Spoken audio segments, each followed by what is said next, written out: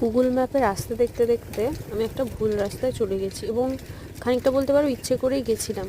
তো সেখানকার পরিবেশটা কি সুন্দর, দেখো গেছি তো আমি ভুল রাস্তায়। আমি জানি না কেন মানুষজন আপলোডও করে ভুলভাল ঠিকানা।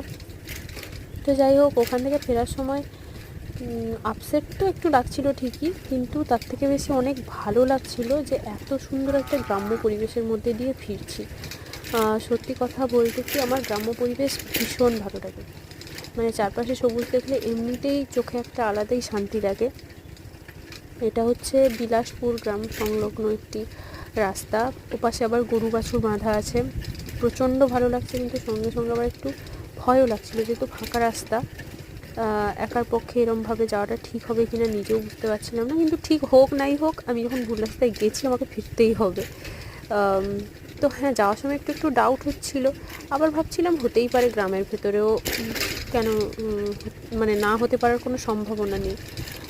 তো আমি নিরাশ হব কি হব না এভাবে একটা ভাব নিয়ে গেছিলাম, কিন্তু আলটিমেটলি দেখলাম নিরাশই হলাম।